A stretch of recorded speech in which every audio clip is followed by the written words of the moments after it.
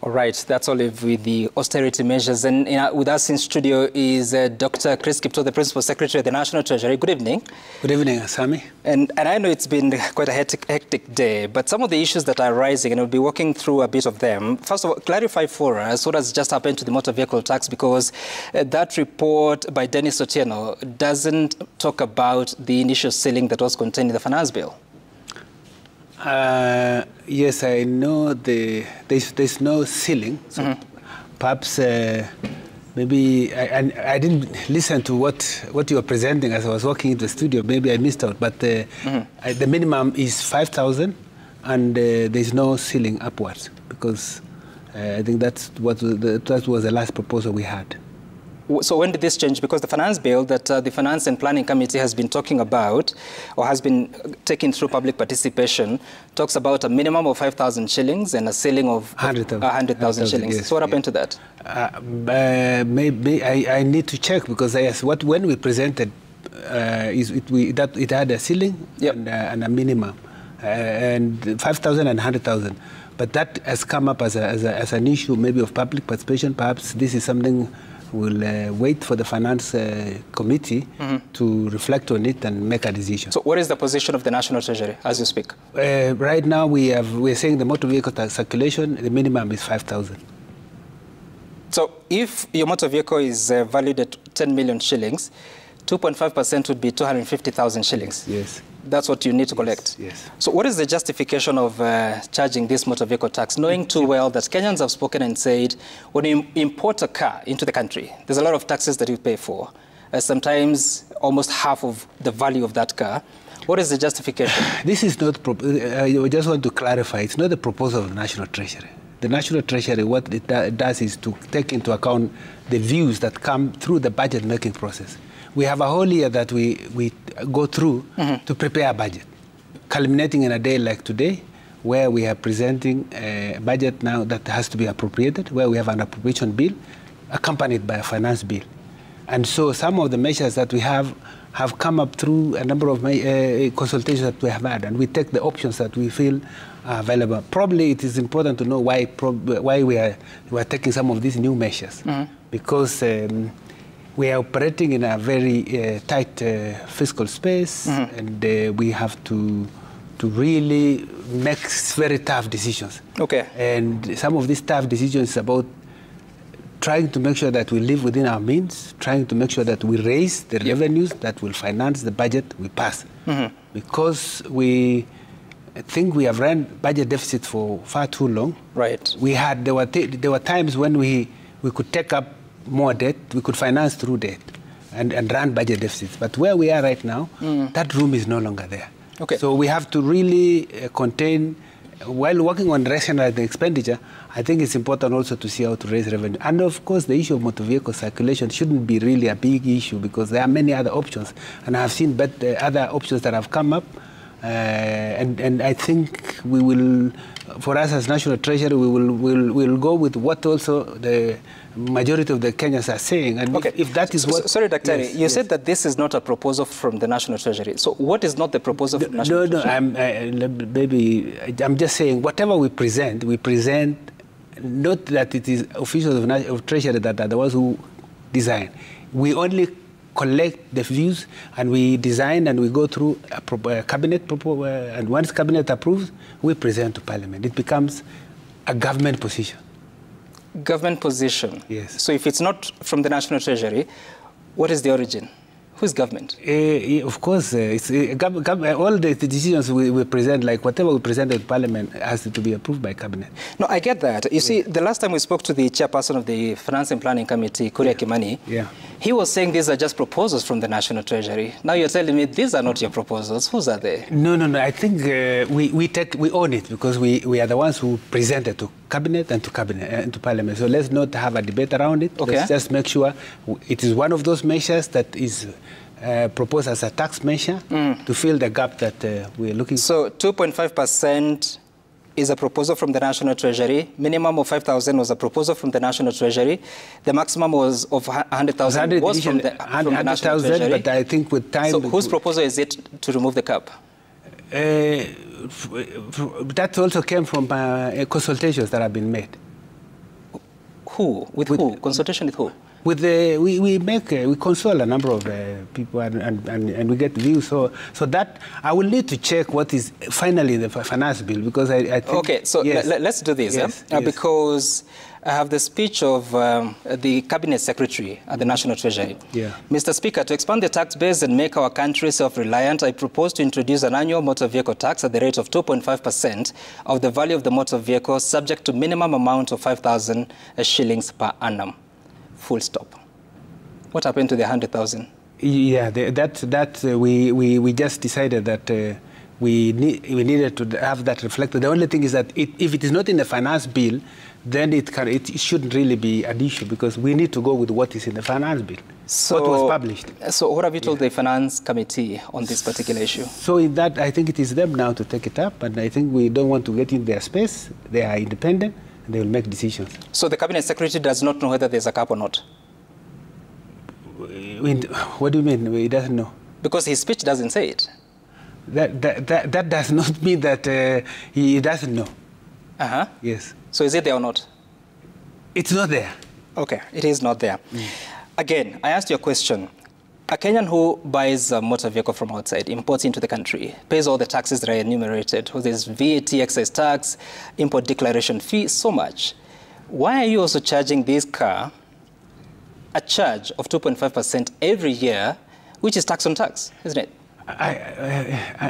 Probably it would have been good if you concentrated in my discussion with you today on the appropriation bill. No, we'll get there. We are here today. We'll get there shortly. I just want to get this out of the way. Because, you know, the issue of motor vehicle is being taken in a, it is being twisted in a way that... Principal Secretary, yes. I am so happy because you're in studio, because you've been told that it is the National Treasury who is the originator, and you're here. Just help us to understand. That's all we need. No, this is supposed to be a property. It's like a charge. It's like a tax on your asset. Yep. Yes. So it's supposed tax to work. On asset. Yes. So how do you determine the value of the motor vehicle? But it's based on the valuation that comes. When you buy a vehicle, there's always, the year manufacturer, the make, and you're able to determine before you even get an insurance, there has to be a valuation. So the insurer values your car based on everything, including a value of the car which includes taxes, the import duty itself. No, you want to tax that car inclusive of the import duty.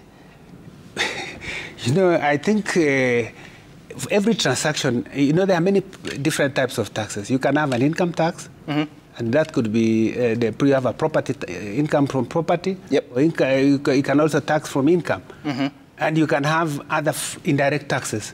So this is one form of taxing. And we are saying anyone who has a vehicle. It used to be, even previously there were licenses for every vehicle that used to go on the road. It was called road license. Road license. So it is similar to that. And now today there's road maintenance levy in a litre of petrol. Yeah, and it could, by the way, 18 shillings. By the way, we have had those options where sometimes instead even of having a motor vehicle circulation, it could you could as well change and do a road maintenance levy. But we felt that we didn't need to do that because it would affect also many other people who necessarily do not even have vehicles. I mean, because anyone who pays for petroleum would mean that you have also to include the levy, and that really we didn't want to go through that. Okay, so you're going for the vehicles themselves. Yes. So just one illustration, then we can move to the other issues. So if you import a Prado TX, year of manufacture 2017, CC 2,800 or 2.8 liters, the market value now is about 7.5 million shillings. The total tax paid on that car is 1.29 million shillings, and the proposed tax is 2.5% of 7.5 million without a cap. Initially it was 100,000, and now it's not. So out of this, what would be the value to charge tax? I think that will be a product of valuation, and you just need to work on the mathematics that you get the figure. Are you concerned that valuation includes taxes? No, I don't think it has to include taxes. Why must it include taxes? Because the market value of 7.5 million includes the taxes paid upon importation of the vehicle. But now this tax is no longer on, it is now on what you own. It's like a property tax. And the value of that which you own includes taxes that were paid on it. I think This issue of tax, you know, is being. I think you're making it, you're overblowing it, because you are concentrating too much on this car circulation. Can we look at others? We will just answer that, but then we can move. Yes, because I think we are saying as National Treasury, if there are better options that come from the public, we will go with that. So we don't need to insist on, you see, Dr. that. Yes. I am no expert. Well, I have studied a little bit about it, but I'm no expert. You are. Isn't it tax on tax? No, it's not necessarily tax on tax. Because if that's the case, it would apply also on many others that you have. But there are no other assets you're taxing, are there? But you have land, for instance. Don't you pay stamp duty when you sell? That is on transaction. Yes. You're not selling the motor vehicle, are you? So I think this is one of the forms, and if it is not something that the committee feels and the public doesn't want, we don't have to stick to it so much. So because we really don't want to be stuck into this. You're saying there's a possibility of withdrawing the motor vehicle tax? No, we are not going to withdraw. We are saying if Parliament wants to find a better way, that's fine. Parliament is independent. Okay, so it's up to Parliament. Yes. Okay, all right. But what have Kenyans told you? Because when you listen to the budget speech, it has a lot of the issues that came from the finance bill and Kenyans are complaining about. They're still kept in the finance, in the statement by the cabinet secretary. Has the public participation that has been going on the past 2 weeks done anything to the budget speech?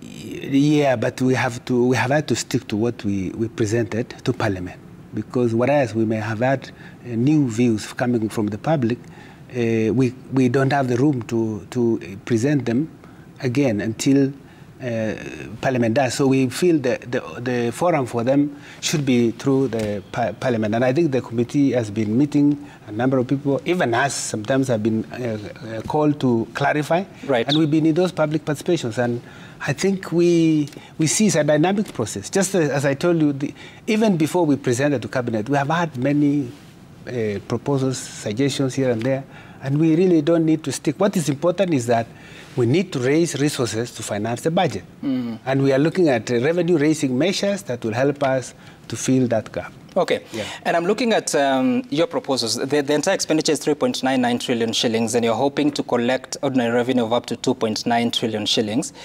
How much of that will come from the taxes? Because when you look at the numbers, including the trend up until March of this year, you're not meeting targets. As of that time, it's about 87%. In our fiscal framework, which we have revised, we have looked at both expenditure and revenue. And of course, we have also looked at the trend in the past and seen that whereas Kenya Revenue Authority has worked hard to try and meet the target, it has always consistently missed. So in this time around, we have had some minor adjustments in terms of the target. But overall, we are aiming at 3.34 trillion shillings as a revenue. Yes. Out of that, we expect to get 2.917 as ordinary revenue. The balance will be A&A. Appropriations in aid. Appropriations in aid. So in this 2.917, we expect that KRA will do its best. So far, if we look at the performance of KRA in the last 8 months to the month of April, from July, KRA has been able to collect 2.2 trillion against a target of 2.4, missing almost 220 billion. Right. Now, whereas KRA has not met its target of 2.4 trillion, look at the performance in terms of growth. Over that 8 months, what we received through Kenya Revenue Authority is 15% growth. 15% growth. 15% is good performance. It's double digit. You hardly get that kind of performance. So because ordinarily it's about 10% or so. Yeah, but previously it was around, if you look at the previous year, it was around 10, 11, but now it's 15. So it's good growth. There is scope for more performance. And this is despite the fact that Kenya Revenue Authority still also had a number of challenges, which we are now trying to support, trying to give them additional budget so that it can employ more staff and also deploy technology. Right. Okay, talk to me about, because we're also looking at if by April, which would be 10 months actually of the financial year, that is 2.2 versus 2.4. So what do you project the ultimate collection for the full year to be, and how does that reflect on the target of 2.9 trillion shillings? Yeah, so definitely when we look at it this year, we've seen that we're likely to miss the target, and we will miss the target by over 200 billion. Yeah. We have factored this now in this budget that we just presented today. Yep. Because in this budget, you will see that, first of all, we have cut down on expenditure. If you look at what we presented in the budget policy statement, our projection was we would spend 4.2 trillion. Mm-hmm. But now it is 3.9. Yes. So it's a cut that we have had to look at. And we did a lot of rationalization on that. First of all, on SOEs, mm-hmm. What we are calling the parastatals. We made sure that we tried to cut a number of them to reduce the budgets. And then within ministries and departments, we have also done a lot of rationalization to see areas where we could reduce expenditure. And that really is where we also want to operate from. It's not just tax, this conversation around tax. I think we need a conversation around expenditure. Right. And the value for money for the expenditure that we incur. And actually, because the total collection, inclusive of the appropriations in aid, is coming to, you said 3.4 trillion shillings or thereabouts. Yes. Why not have a budget of 3.34? Yeah, that's our aspiration. But you know, we can't just, you can't do a big bang. Mm-hmm. We have come from, we have programs in place. And if you look at actually look at 3.9 trillion, the composition. You have 1.8 trillion of that being what we call CFS. Mm-hmm. Yes? This is now loans. I thought it's 1.23. No, recurrent expenditure, sorry. Okay. Yeah, it's recurrent expenditure, the entire amount. Mm-hmm. So CFS is 1.1. And this is more about domestic interest and foreign interest. Right. In this budget, we have budgeted 750 billion to pay domestic interest out of the loans we have taken. And we have 260 billion to pay for foreign interest. And there is a principal payment, you know, under what we call below the line. You will see around 330 billion. 330 billion. Which is, so overall, you will see that we need to spend much more on servicing our debt. Then we have salaries, about 614 billion. We have pension. And all that, you look at it, you realize that there is little scope for because the entire recurrent is 2.8 trillion of the 3.9. Then you have a development of 707 billion. Yep. And then we have counties that will also get about 444. So counties will get 11% of this budget. Yeah. Then development will account for 17%. The balance, 71%, will be recurrent expenditure. Right. And so, you know, just balancing the budget is not that easy. The idea is that we have to pursue fiscal consolidation over the medium term. We want to see how to move near a balanced budget. That's the aspiration, but really reduce the amount to borrow. Because, Sami, we have this trilemma now. This trilemma of debt, spending, and taxation. Right. Well, trilemma that the Cabinet Secretary was speaking about. But when you reflect on the aspirations of the people, because if you look at the allocation to education, 656 billion shillings, it's a lot of money. Yeah. It's almost 28% of the entire expenditure. Yet schools continue to complain that they do not have the resources. So one wonders, why plan, yet there will be a challenge in releasing the resources? What is the challenge that you're dealing with, and what do you think would be the solution? I think this is the issue. This is the issue. The fiscal space is not enough for us to be able to finance all. In fact, through the budget-making process that we went through sector working groups. Finally, what we got after we got the sailings, we could not provide for about 550 billion, what they needed. And education sector is one of those that also did not get all that it needed. But we have to live within the means. We have to go with what is available, because we cannot postpone payment of debt. When the debt is due, we have to pay. And we have religiously paid even this month. Up to now, we have never defaulted. But I can tell you, for every 10 shillings that we are receiving as revenue, 6 shillings is going to be debt. So, and then we have to pay salaries. And then you have now, that's why even for development, it has to really delay a bit because we must focus on what is priority. And this is why I think the conversation to Kenyans is that if we minimize the amount of debt that we borrow, then, you know, at least going forward, you have a lot of resources that you can now allocate to our priority areas. And of course, remember, the population is increasing. Yep. Like children now, we have 13 million in school. 6 million in primary. That is for both primary or... Yes, 6 million in primary, and then the junior is 3 million, then another 4 million in secondary. Yeah. That's 13 million. Yeah. And every year you have about 500,000 children coming into school, and you have to provide for them. Then we have health sector now taking about 128 billion. Again, requiring more resources. So the more the population increases, the more we require. And I think that's one of the challenges, because Kenyans are feeling that every other year they are continuing to pay higher taxes, but their children who are supposed to be in school are not getting the service, or resources are coming in late even for the counties. So that quality of service is not matching the demand for taxes. I think even you in the media really want us to help us, because you are having this thing of taxing, and you are not bringing out the issue that there is a problem when it comes to debt. We have now a debt position of 11 trillion, 11.3 trillion. As of which month? The latest numbers that we have is about 11.3 trillion. This is our stock of debt. 55% of it is external, the rest is domestic. I have told you that, in fact, if I give you for 2023, and I have the figures here, external debt, our interest was 146, and principal 476.